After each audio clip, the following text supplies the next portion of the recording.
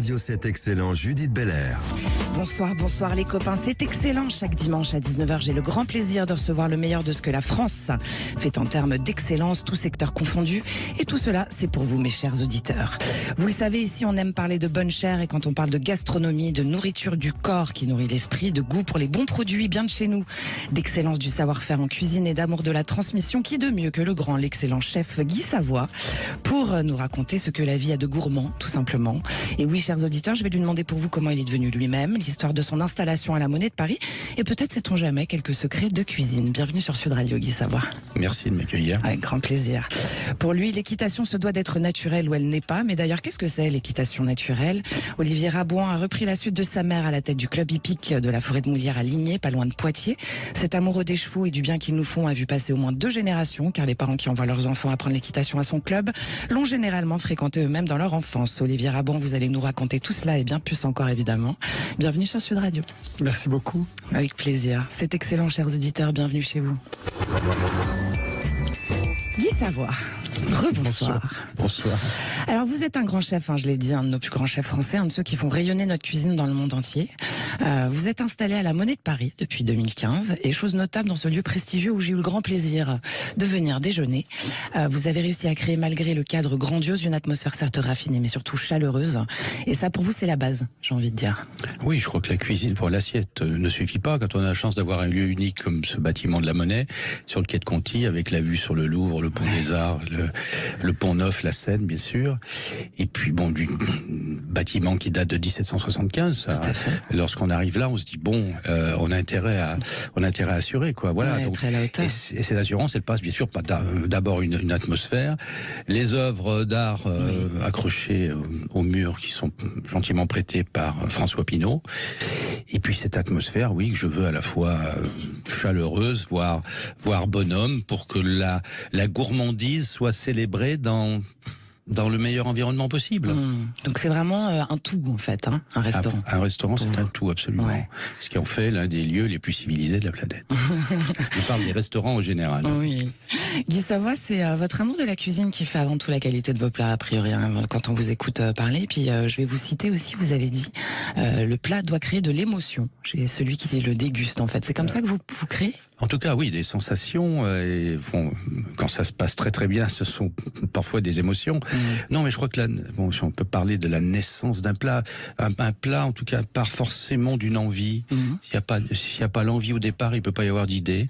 Donc le cheminement normal, c'est d'abord une envie. Alors cette envie, elle peut naître sur un marché ou je sais pas, comme ça dans le. Elle vous vient de partout, l'inspiration? Partout, oui. Ouais. Mais bon, les marchés restent quand même le point culminant de l'inspiration. Après l'idée, puis après la réalisation du plat. Je crois que c'est toujours le même itinéraire. C'est toujours le même processus de création. Oui, toujours le même itinéraire. Oui. S'il n'y a pas une envie au départ, je vois pas comment on peut élaborer un plat si on n'a pas envie. Mais c'est un peu vrai pour tout ça finalement, Guy Savoy. Peut-être, mais moi je peux pas parler des autres spécialités. Dans la vie en général aussi. Voilà, je ne parlerai que des miennes de spécialités. Et vos équipes, comment ça se passe? Alors elles goûtent, elles créent aussi avec vous? Absolument, oui, c'est un collège. C'est d'abord une équipe, et puis avec les différents seconds, c'est vrai que lorsqu'on se penche, lorsque l'un d'entre nous a une idée, on en parle, et puis c'est une envie, une idée, et puis après l'idée chemine jusqu'au plat. Mais en principe, il n'y a pas beaucoup de tâtonnements. Si cette idée ne débouche pas tout de suite sur, je dirais 95% du plat, on l'abandonne. Ça veut dire qu'elle est pas bonne. Et alors vous nous montrez sur les réseaux vos petits déj du vendredi matin. Oui, ça c'est un point culminant de la semaine. Ouais. En fait, ce petit déj, ça permet pratiquement à tous les membres de l'équipe de s'exprimer, parce qu'on a environ une douzaine de nationalités dans la cuisine. Ah ouais. Donc ça peut être, on a des plats chinois, coréens, italiens, et enfin tout le monde participe à ce petit déjeuner où on se dit les choses un peu, de manière très informelle. C'est une manière de rester très soudé. Est-ce que c'est aussi une manière d'aller chercher d'autres saveurs et... Bien sûr. Là on a actuellement un cuisinier indien qui fait lui-même son mélange d'épices et qui tous les vendredis nous concocte un plat l'autre jour il y avait ce mélange d'épices fonctionnait tellement bien, il avait fait un genre de poulet tandoori et j'ai dit mais ça nous il faut qu'on essaye avec le homard, donc voilà, et on a essayé avec le homard et ça fonctionne. Avec le homard. Enfin non mais pas le poulet, les épices. Et alors, vous êtes fait connaître avec un plat signature, hein, quand même. On va en parler 2 secondes. La soupe d'artichaut, champignons et truffes avec sa brioche feuilletée. C'est un plat qui est toujours à votre carte. Qui est toujours à la carte, oui, parce qu'on ne peut pas l'enlever. Bon. Alors, racontez-nous son histoire un peu. Alors son histoire, ma mère qui a été bien sûr le détonateur pour que j'ai envie de manger d'abord et après envie de faire la cuisine, m'a dit que lorsque j'étais bébé, la seule purée de légumes que je mangeais, c'était la purée d'artichaut. Donc il fallait chercher l'origine de la purée de la soupe d'artichaut lors de cette purée. Dans vos plats de bébé, j'adore l'idée. alors je sais pas s'il y a beaucoup de bébés en ce moment qui sont nourris à l'artichaut, mais bon, en tout cas, elle avait décelé que c'était la purée d'artichaut qui procurait le plus de plaisir. Voilà. Et après, j'ai d'abord fait un apprentissage de pâtisserie. Et lors de cet apprentissage, Monsieur Louis Marchand à Bourgoin-Jallieu, la ville où j'ai grandi, il avait dans ses spécialités une brioche feuilletée aux fruits confits. Et cette brioche feuilletée aux fruits confits était tellement bonne. J'ai dit, il faut que je trouve une version salée de cette brioche. Donc je fais cette brioche feuilletée. Et là, elle est feuilletée, pas aux fruits confits bien sûr, aux champignons, et elle est tartinée avec un beurre de truffe. On recommande aux convives de tremper la brioche dans la soupe. Voilà, à la parce bonne que quand je dis qu'on défend la gourmandise, il faut que la gourmandise... Ça avec les doigts aussi de temps en temps, c'est très important ça. Et le secret d'un bon plat, c'est aussi le produit, quoi. C'est d'abord le produit, bien sûr. C'est d'abord le produit. On a la chance d'habiter dans le pays où on a la plus... pays de cocagne, on a la plus grande diversité de produits, la plus belle qualité de produits. Et puis, et tout ça a déclenché cette belle diversité de savoir-faire, parce que la gastronomie, c'est pas simplement la cuisine, c'est la pâtisserie, la boulangerie, la charcuterie, la fromagerie, les vins, en fait, tout ce qui fait la singularité de notre pays. Encore un tout, quoi. Encore un tout, voilà, un tout. C'est tout ou rien, quoi. Un tout qui est bien français. Ouais. Et alors, il y a aussi chez vous un sujet très important dans vos plats, enfin dans votre manière de travailler, c'est le temps de cuisson. Parce que la cuisson, en fait, elle prévaut, le temps que vous allez prendre à faire cuire, ça prévaut sur... c'est ce qui fait aussi qu'on garde la qualité des produits, etc. Bien sûr, je crois que un plat, c'est quoi? Un plat, c'est bien sûr une harmonie de saveurs, et puis c'est surtout une justesse déjà de l'assaisonnement. Si c'est trop salé, c'est pas bon. Si c'est pas assez salé, c'est pas bon non plus. Et puis surtout, en particulier pour tout, que ce soit pour les légumes, les volailles, et encore plus les poissons. Les poissons, c'est à la seconde près, parce qu'un poisson trop cuit, c'est une deuxième mort. D'accord. Parce que ça lui fait ça le sèche en fait. C'est ça. Oui, non. Puis ça devient, par exemple, pour un Saint-Pierre, la chair devient cotonneuse et ça devient pas bon, quoi. Et c'est sans intérêt, absolument. Ce que j'appelle la deuxième mort du produit. Voilà, prendre le temps. Alors prendre le temps, justement, Olivier Rabouin, c'est un concept qui vous parle au club hippique de la forêt de Molière. C'est très important, le temps. Je crois qu'il faut prendre le temps avant de monter un cheval, de l'observer, de respirer. C'est important. Le cheval est très sensible, en fait. Il est aussi sensible que nous, et encore plus, c'est une proie. Nous sommes des prédateurs. Et donc, lui perçoit toutes nos émotions. Il perçoit tout ce que l'on pense, tout ce que l'on respire, tout ce que l'on vibre. Et donc, l'observer, c'est déjà apprendre à mieux le comprendre et à mieux se comprendre soi-même. Donc, c'est assez extraordinaire à cette époque où on est plutôt dans le slow, la slow life, voilà, et dans l'immédiat, mais on pense aussi à prendre le temps. Bien sûr. Mieux comprendre aussi, prendre le temps en cuisson, j'imagine que ça permet aussi de mieux comprendre les produits, de mieux les assembler. Bien sûr, n'importe comment, c'est le propre de l'artisan, en fait, quel qu'il soit. C'est qu'il soit devant un morceau de bois pour le menuisier ou nous devant un turbo. Je trouve que c'est déjà, comme Olivier le dit très bien, c'est d'apprécier déjà, serait-ce que son épaisseur.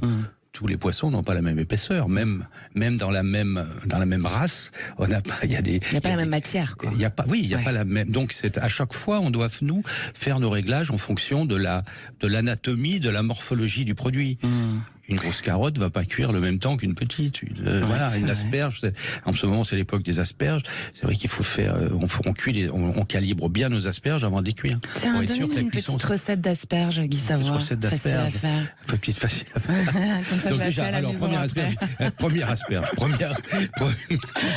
Il faut qu'elle soit vraiment fraîchement cueillie. Ça, c'est très facile. Vous faites avec l'ongle une petite infusion sur la que de l'asperge et on doit voir un peu, on doit voir que c'est humide. Et là, quand elles sont très très fraîches, elles sont très très vite cuites. Okay. Écoutez, je vais vous donner simplement, vous faites une mayonnaise toute simple, que vous détendez avec un peu de crème, vous rajoutez du paprika, même en quantité suffisante, comme ça vous obtenez une belle sauce un peu rouge. Vous ajoutez de la ciboulette ciselée, et puis voilà, vous vérifiez la consistance parce qu'il faut pas que ce soit une mayonnaise trop dure, donc il faut qu'elle soit bien nappante pour qu'elle puisse bien napper les asperges, et vous rectifiez ça. Ça coule un peu, quoi. Voilà, soit avec un petit peu d'eau des asperges ou un petit peu de vinaigre. Le vinaigre dans la mayonnaise. Voilà, oui, parce que l'asperge supporte un peu cette acidité. Ça nous parle un peu là. Ça donne envie. Non, puis surtout avec des asperges vertes, ça. C'est les mieux, ça. C'est esthétique, ça dépend. Oui, moi j'aime bien les blanches. J'aime bien les blanches poêlées. J'aime bien les vertes comme ça, juste. Alors vous faites les blanches poêlées. Oui. D'accord. Ça aussi, c'est pas mal. Au beurre. Au beurre ou même au grill. Ok. Vous savez, quand vous voulez passer sur le grill, déjà elles deviennent zébrées, bien sûr, avec les traces du grill. Et puis ça leur donne un petit air, un petit goût fumé qui est intéressant.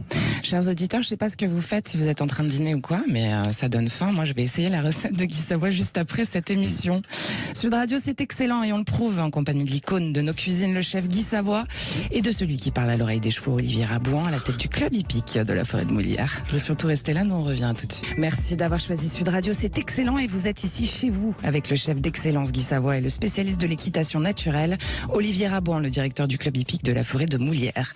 Alors Olivier Rabouin, vous avez repris la tête du club hippique de la forêt de Moulières suite à votre mère, Josette Rabouin, qui l'a ouvert en 1977. C'est situé à Ligné, soit à 18 km de Poitiers du Futuroscope.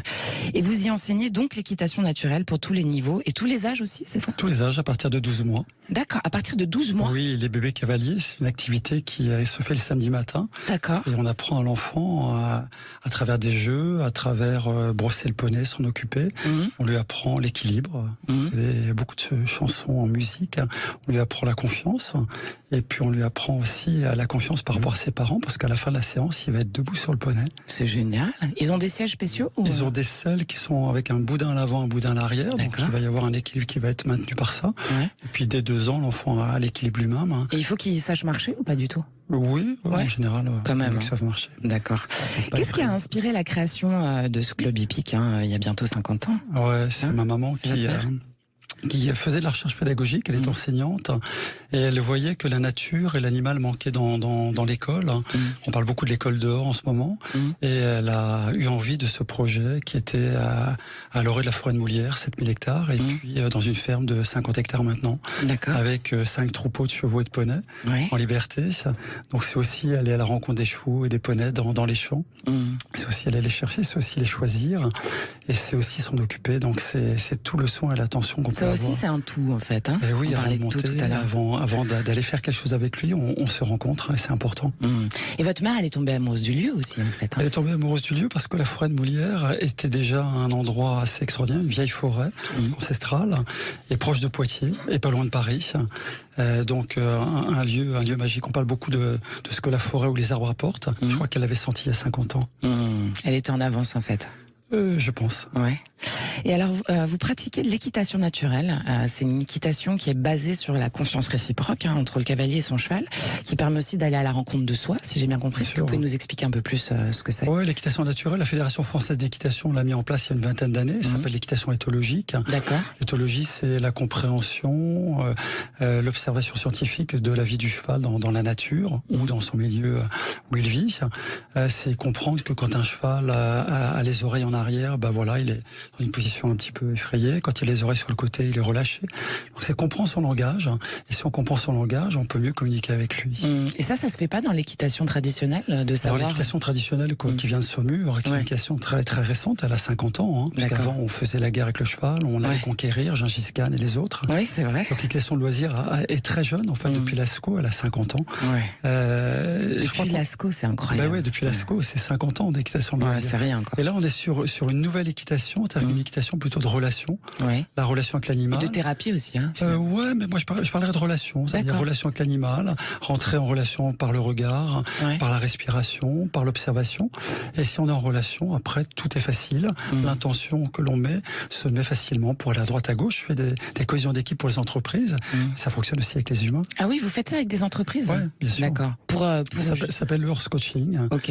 À travers le cheval, on apprend à gérer ses émotions, Ouais. à plus être dans le pouvoir, mais être plutôt dans la relation avec les autres. Parce Et que dans l'écoute aussi, en et fait. dans l'écoute, hein. Ouais, c'est Chacun ça. a des idées, chacun peut les multiplier. Donc en fait, la transmission qu'on a avec l'animal nous permet d'être plus en harmonie dans la transmission qu'on a avec les autres autour ensuite. Exactement. Ouais.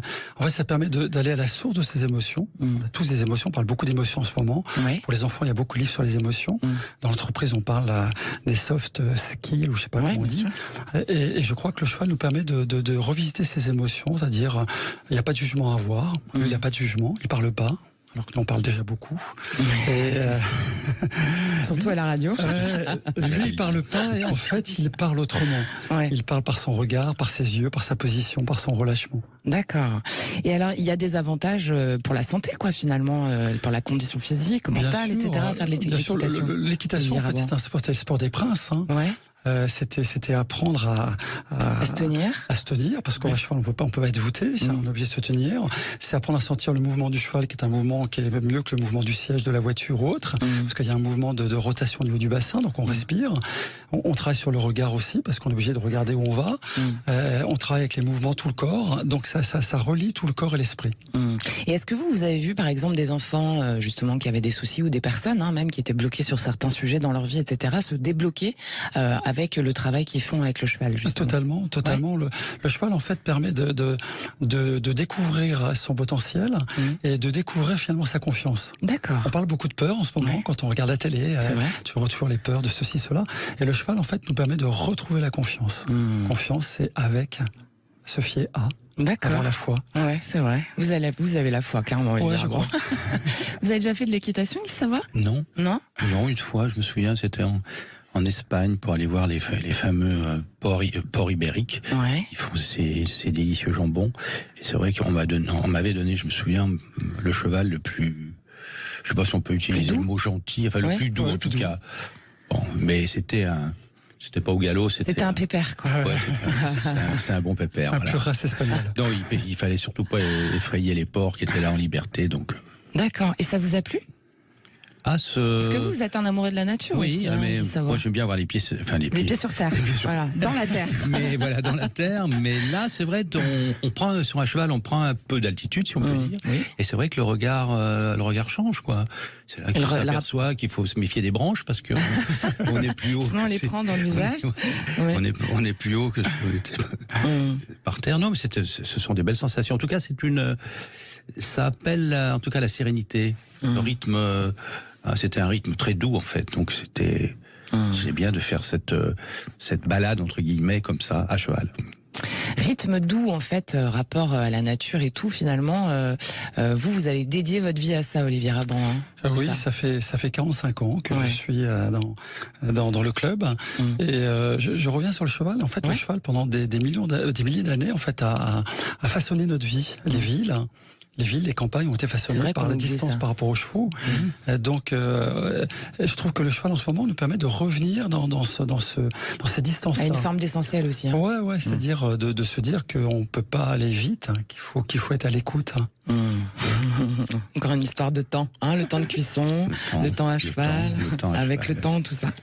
Alors Olivier Raban, quand même pour la petite histoire, et je le raconte aux auditeurs parce que c'est une jolie histoire, vous êtes allé déjeuner chez Monsieur Guy Savoie ici présent avec votre mère Josette Rabaud, hein, ce qui a d'autant plus de poids émotionnel pour vous qu'elle vous a quitté, enfin elle nous a quitté cette année.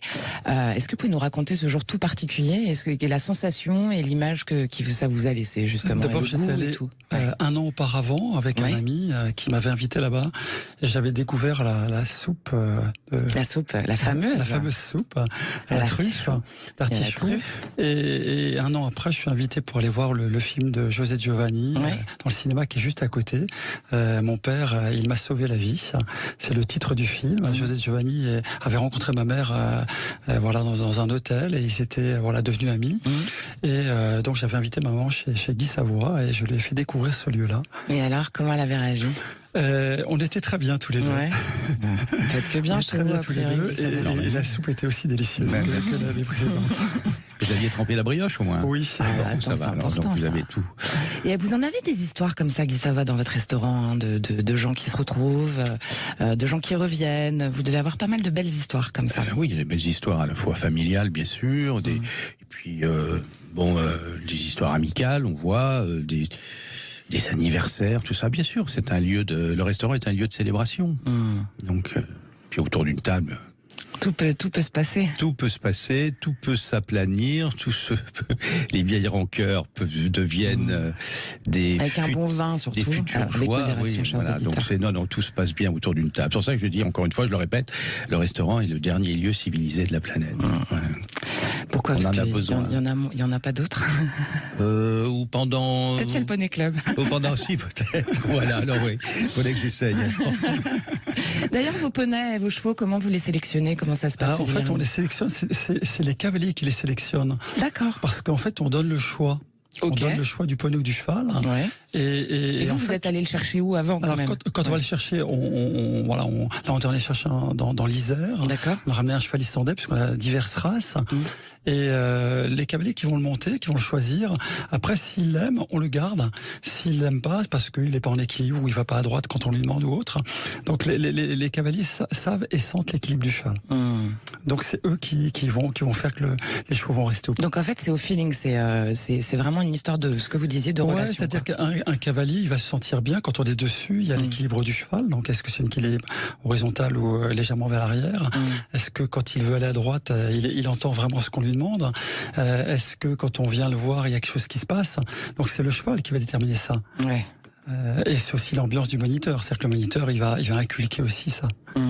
Vous avez une relation au produit aussi, hein, finalement. C'est à l'instinct, au feeling, Guy Savoie. Ah, mais nous, on est dans le concret comme vous, on est dans le concret en permanence. Hein. Nous, les produits arrivent le matin, on va les transformer dans la journée, et juste de l'autre côté de la cloison, des convives tout aussi instantanément vont les déguster. C'est vrai que c'est en permanence dans l'instantanéité, en permanence dans le concret, et c'est là où moi où j'aime mes meilleures sensations, en fait, étant permanence dans ce concret, quoi. On a le résultat tout de suite, le résultat de la transformation en cuisine et le résultat de la dégustation en allant parler aux convives. Magnifique. Et vous, c'est aussi très concret. Le résultat, il est assez rapide. Hein, C'est vraiment. concret. Le cheval, c'est concret. Il mange, il vit dehors.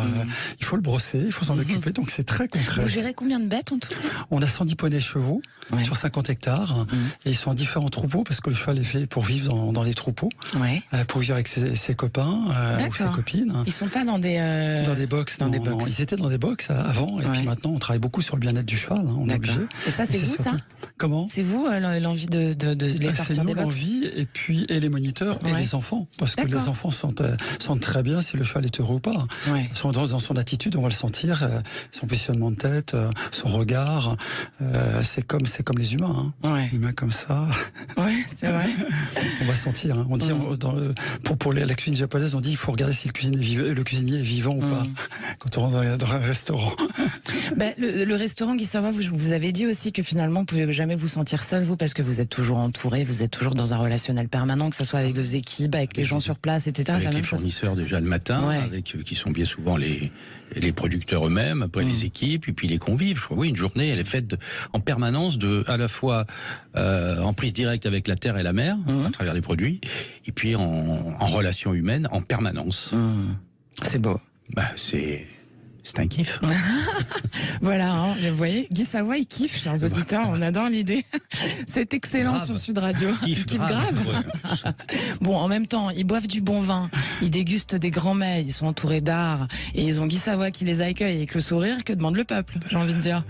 Oui, et puis toute une équipe qui va faire en sorte qu'ils passent le meilleur moment possible. Donc, Ouais. c'est vrai, on est 65 pour. Ouais, c'est beaucoup, ouais. Oui, c'est justement, ça allait être ma question. Combien avez-vous de collaborateurs pour vous occuper de tous ces Olivier chevaux? Raoult. J'ai 8 collaborateurs permanents et 50 vacataires. Oh là là, voilà. Qu'est-ce qui est plus facile à excellent, gérer? tout ça. En fait, les collaborateurs sont reliés au projet. Ouais. Ouais. Et quand ils sont reliés au projet, c'est très facile. C'est excellent, chers auditeurs sur Sud Radio. Pardonnez-moi, je bafouille. On revient avec la star des fourneaux, le chef Guy Savoie, et l'excellent Olivier Rabouan à la tête du club hippique de la Forêt de Moulières. Restez là, les copains, nous on revient. C'est excellent sur Sud Radio, l'émission qui crée le lien avec le chef qui parle à nos cœurs, l'excellent chef, et donc Guy Savoy, et l'homme qui parle à l'oreille des chevaux, Olivier Rabouan, le directeur du club hippique de la Forêt de Moulières.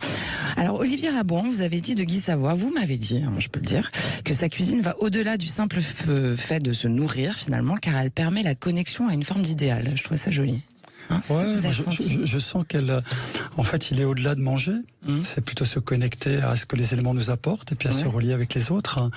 Et il sublime un moment qui est parfois juste un moment où on se nourrit, dans un moment qui reste et qui persiste, puisque 20 ans après, je me souviens encore. Donc je trouve que c'est important. Ce sont des lieux qui sont très importants. À la fois parce qu'il parle au cœur et il parle au ventre. Oui, c'est vrai. C'est une nourriture du corps et de l'esprit. Merci.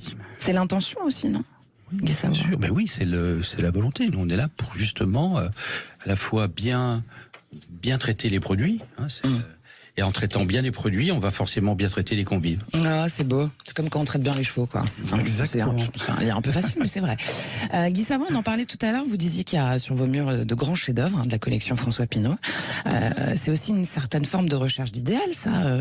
L'amour de l'art et puis l'amour de tout ce que vous proposez, en fait, à vos convives, à vos invités. Oui, je trouve que c'est important d'avoir, au-delà de l'assiette, d'avoir tout un environnement qui... Bon, le bien-être, ça se ressent, ça s'explique pas. Donc, plus on met d'ingrédients pour la recette du bien-être, et plus et mieux on va se porter.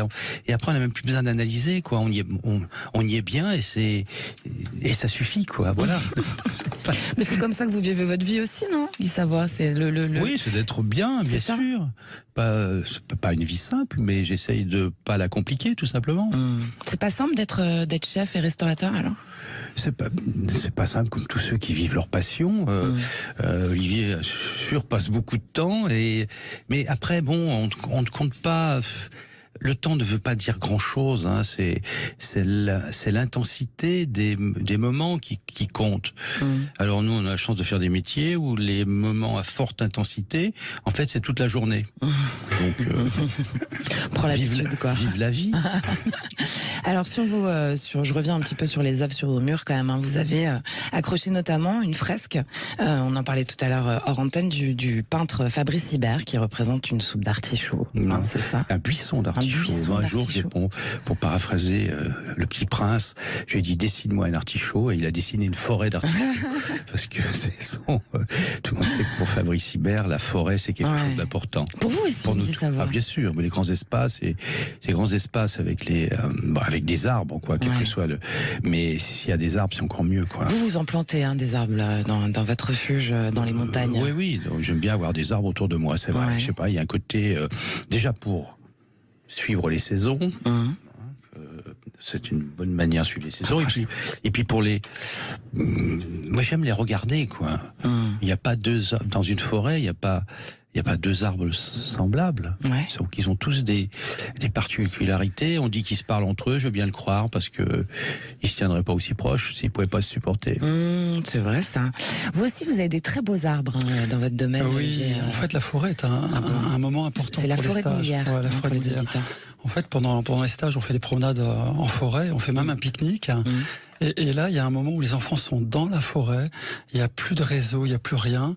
Le seul contact, c'est leurs chevaux, c'est les arbres. Et comme disait Guy tout à l'heure, c'est assez extraordinaire parce que c'est un endroit où les arbres sont centenaires, sont des chênes.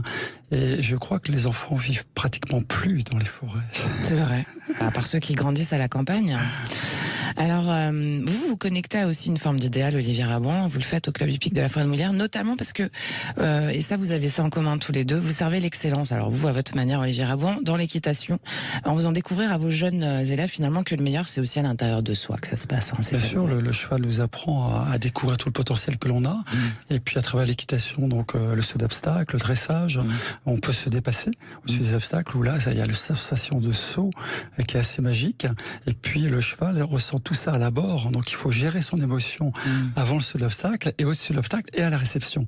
Donc ça apprend énormément la respiration, ça apprend énormément le regard, et puis ça apprend la confiance. Et après, les activités d'équitation, il y a des activités qui sont le théâtre, la peinture. avec des artistes ou avec des photographes comme Nicolas Henry qui est venu pendant 15 jours en résidence. Donc on va composer des œuvres d'art, ou ils vont composer des œuvres d'art ou des pièces de théâtre. Donc c'est aussi une partie des séjours. Ça c'est important aussi. Ouais, parce que l'équitation c'est bien, mais la vie c'est pas que ça. Ah bon? Alors vous, Guy Savoie, on peut faire le lien entre justement ces jeunes dont s'occupe Olivier Rabon et les apprentis en cuisine que vous avez. Vous développez leur confiance en eux-mêmes aussi. C'est une pédagogie de la réussite. La transmission est bien sûr très importante. Et nous, ça peut se faire qu'en situation, quoi. On ne peut pas avoir des cours par écran interposé. Il faut que les gestes. Le Zoom, ça marche pas a priori. Non, en cuisine. les gestes, il faut avoir la possibilité de les faire, de les répéter, de les maîtriser. Tant qu'on maîtrise pas les gestes en cuisine, on se salit, on se coupe, on se brûle. D'accord. Donc, l'excellence, c'est la répétition aussi pour atteindre l'excellence. Non, c'est-à-dire c'est la maîtrise des gestes. D'abord, ça, si vous n'avez pas ce socle de formation, il vous est difficile après de faire la cuisine. Il faut que vous ayez l'esprit complètement. Lorsque vous prenez un couteau, il faut ou une cuillère pour goûter. Il faut que vous ayez l'esprit pour le geste en question, l'esprit totalement libre. Il ne faut pas que vous soyez neutralisé sur la lame du couteau. Sans ça, vous n'allez pas voir le reste. Donc c'est impossible. D'accord. Donc c'est aussi voir un tout, quoi.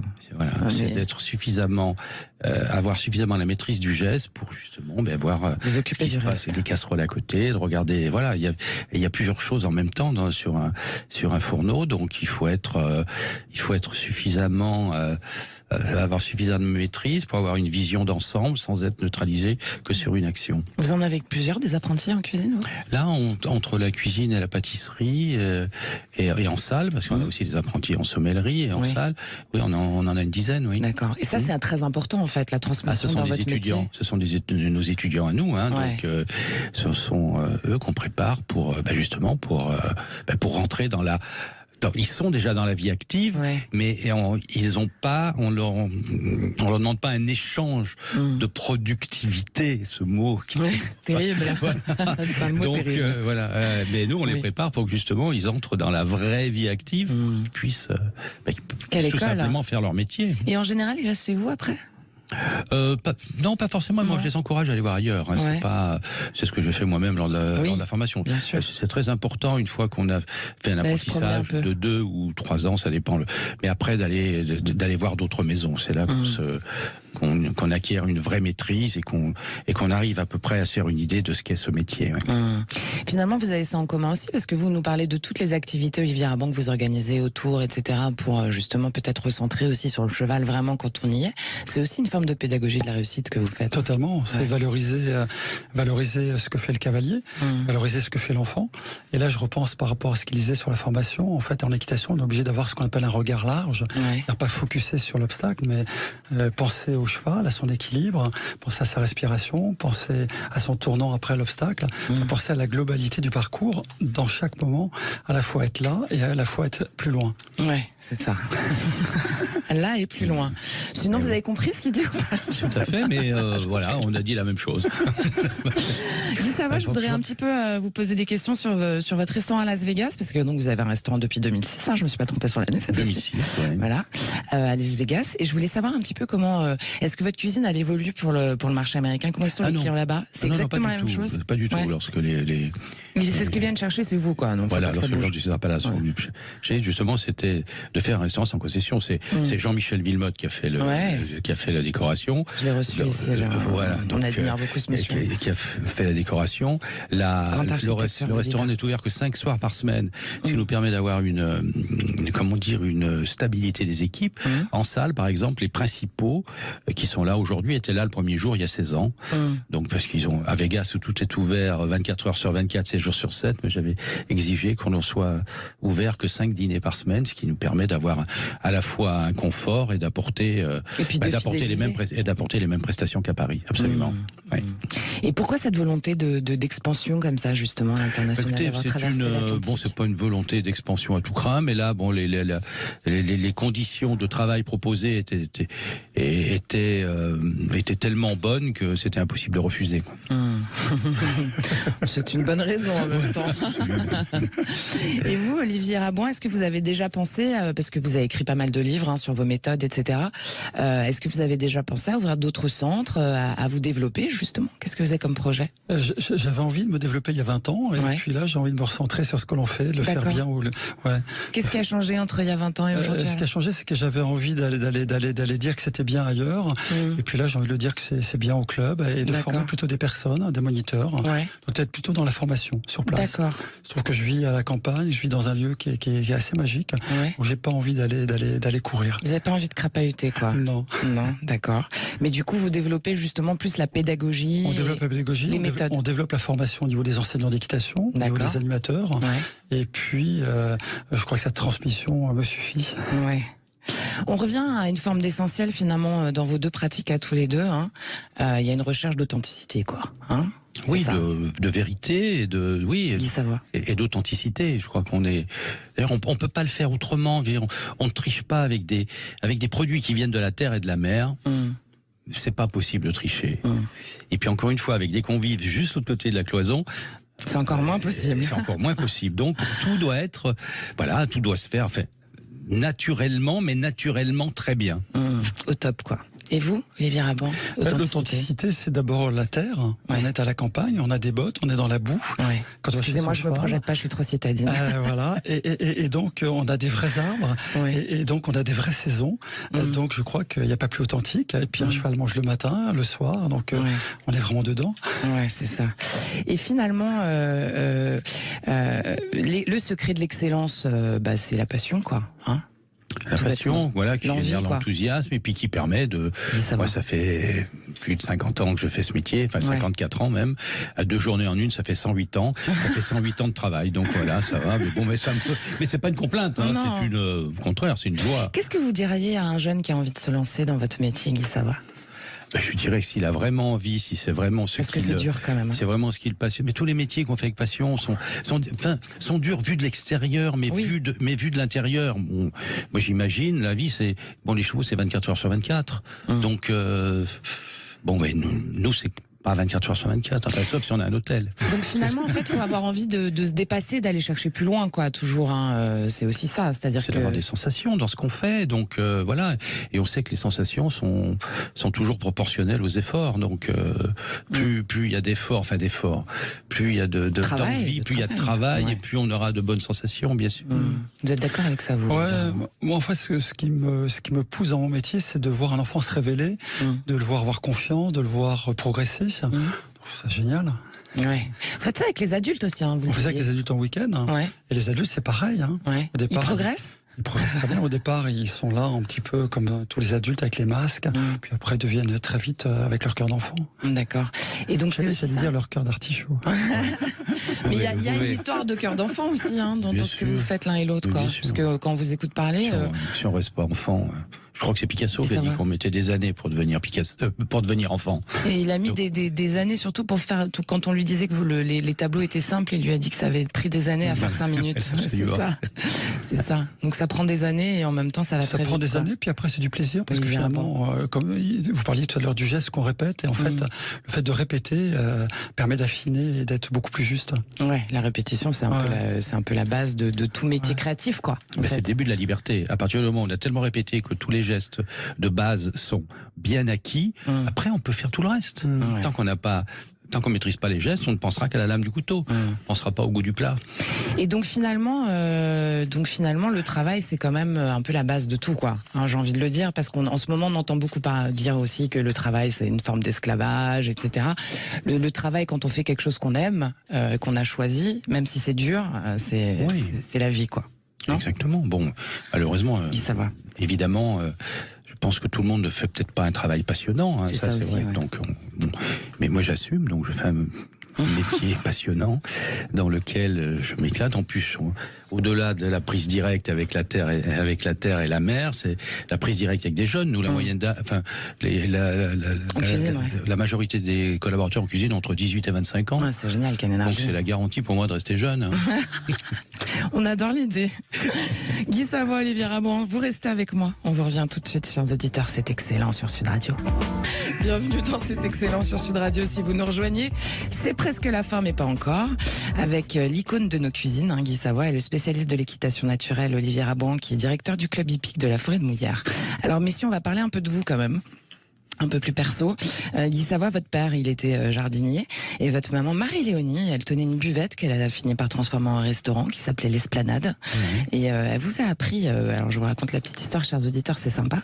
Votre maman, elle vous a appris à confectionner des langues de chat. J'ai envie de dire que vous êtes tombé dedans petit, quoi. Je suis tombé dedans petit parce que j'ai été fasciné, en fait. Quand je l'ai vu mélanger du sel, ça m'a beaucoup surpris, du sel dans un petit biscuit sucré, du sucre, de la farine, du beurre, des blancs d'œufs, bon, des produits pas vraiment, qui font pas vraiment rêver, mais une fois mélangés, une fois détaillés en petits boudins sur une plaque beurrée, mis au four, ces petits boudins se sont aplatis, ont pris de la couleur sur le tour, ça sentait bon dans la cuisine et c'était croustillant.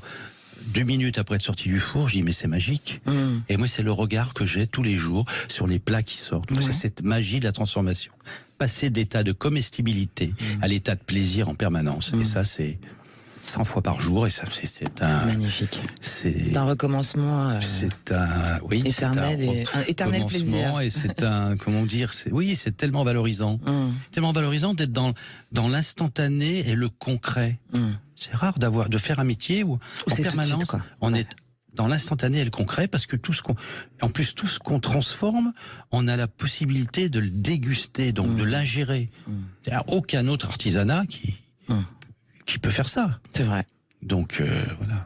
Et alors votre père jardinier, il avait fait un immense potager dans votre maison. Et vous racontiez tout à l'heure en antenne que le goût du radis qui sort de terre, c'est autre chose. Vous a élevé, quoi. Les radis, lorsqu'on mangeait les radis en entrée ou à l'apéritif, les radis étaient en terre un quart d'heure avant. Donc là, il y a un goût qui est extraordinaire. Et la salade fraîchement cueillie aussi, ça a un goût comme la tomate aussi qui.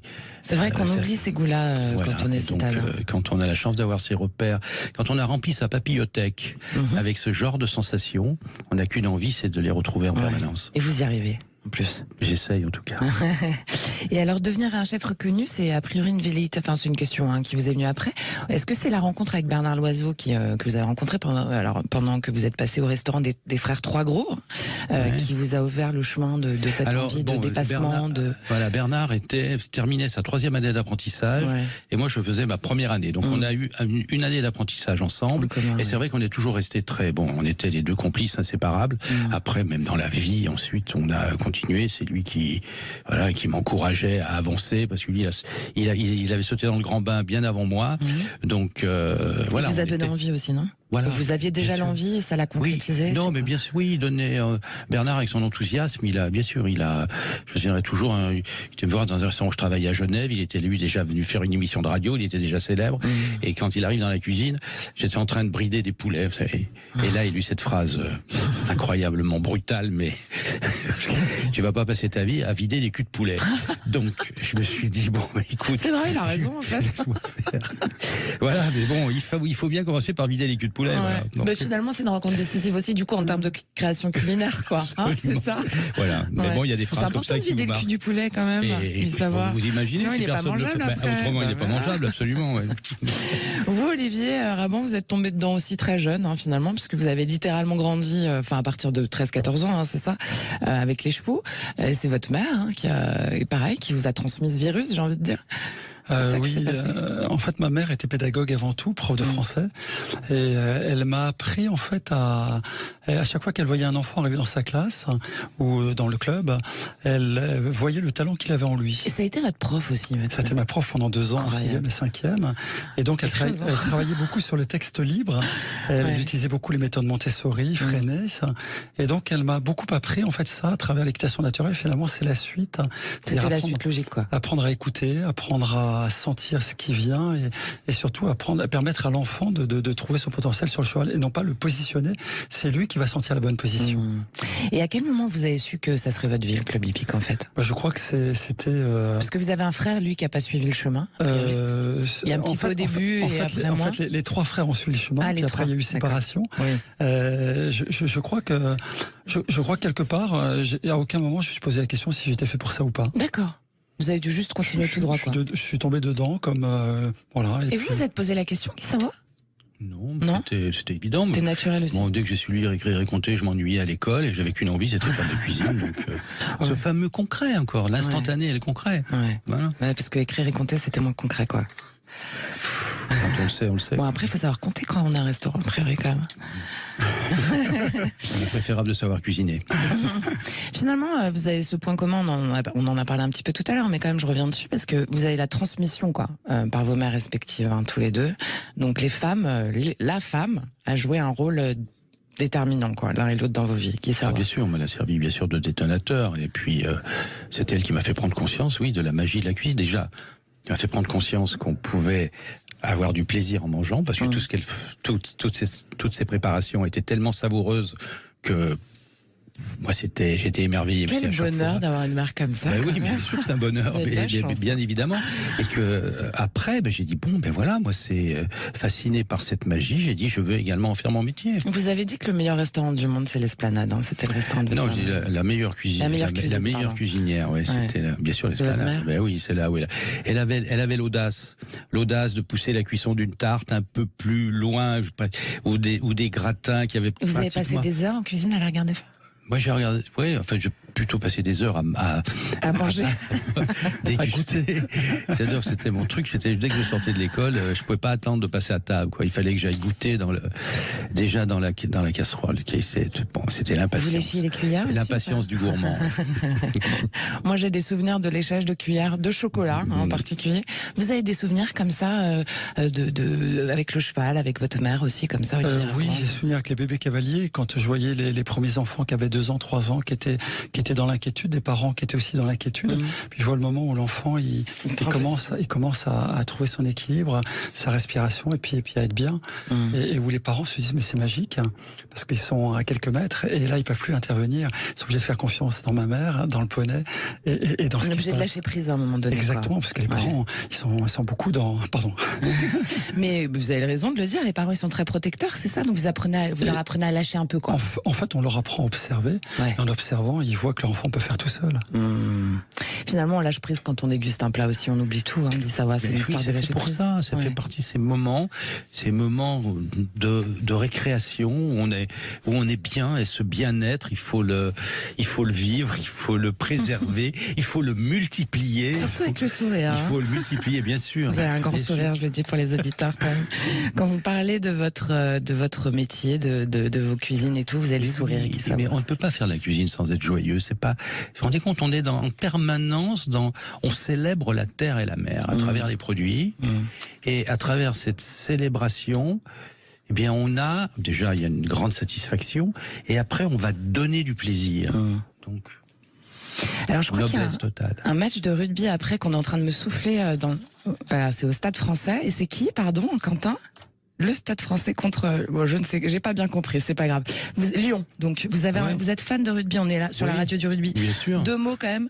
Moi, au rugby, j'ai tout appris. Ouais, c'est ça. J'ai appris qu'en équipe, on était plus fort, et j'ai appris que dans une équipe, c'est avec des gens tellement différents qu'on fait une équipe homogène. Ouais. C'est les différences qui font l'homogénéité. C'est fou quand même. Donc je mets ça en pratique tous les jours. C'est avec des gens très différents que je fais mes équipes. Vous copiez-coller ce que vous avez appris, pardonnez-moi pour l'expression informatique. Absolument. Vous copiez-coller ce que vous avez appris dans le rugby et vous le faites en cuisine. Et on a appris aussi le premier jour à l'école de rugby, on vous apprend la météo et l'arbitre font partie du jeu. Eh ben voilà. Voilà, donc on respecte tout. Même la météo. Magnifique. Dernière question de l'émission, messieurs, même si je vous aurais gardé un peu plus longtemps avec plaisir. Que dirait l'adulte à l'enfant que vous étiez, Olivier Rabouin? Que dirait l'adulte à l'enfant? L'adulte que vous êtes. Continue sur ce chemin et fais-toi plaisir. Ouais. Grosso modo, il y avait pas de questionnement à 5 ans, il y en a pas aujourd'hui, quoi. Non, il y a le plaisir de faire ce que je fais. Ouais. Et puis quand j'entends Guy, je me dis, suivre son inspiration. Ouais.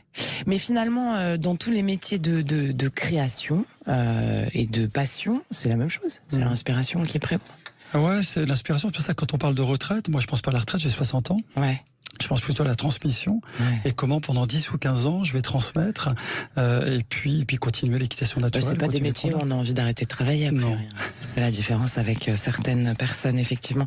Et vous alors, Guy Savoy, que dirait l'adulte que vous êtes à ce petit garçon? Alors l'adulte, déjà je pense pas, je pense que je suis resté ado. D'accord. Alors je dirais... à quel âge à peu près, on peut savoir? Vous êtes bloqué à quel âge? Je dirais à l'enfant que j'étais il y a quelques années, je dirais écoute, ne quitte pas des yeux tes rêves. Ce que vous avez fait aussi, non? C'est pas que vous avez ce que je fais. Oui, mais pas quitter des yeux vos rêves, c'est ce que vous avez fait pour arriver là où vous êtes. Vous n'êtes pas encore arrivé, ça continue, c'est Bien pas ça que sûr, je veux j'espère dire. j'espère bien que ça continue. Et j'aime bien compter en décennies, Ouais. parce que je trouve que les années, ça passe trop vite. Alors que Oui, je dis en ça passe décennies. moins vite les Alors moi décennies. notre ami Olivier s'approche de la retraite, moi Ouais. je m'en éloigne. Et j'espère bien. Écoutez, on vous souhaite de continuer à vous en éloigner longtemps. Oui, quelques décennies encore, voilà. Écoutez, voilà, je pense que, chers auditeurs, on vous aura tout dit ce soir. Quand même, 2 petits mots, tiens, vous avez un mot pour un jeune qui a jamais fait de cheval, Olivier, et qui a envie de s'y mettre? Ouais, je crois qu'il y a beaucoup, il y a 1 million de personnes qui ont envie de faire du cheval. Ouais. Aller Un vers jeune ou pas un jeune, aller d'ailleurs. vers un club vers lequel on sent que c'est bien, Ouais. on sent que la relation au cheval est là, Ouais. et puis qu'on sent que les chevaux sont bien aussi. Ouais, c'est ça. Et vous, Guy Savoie, pour un jeune qui débute, c'est apprentissage obligatoire, quoi. Oui, enfin, Ouais.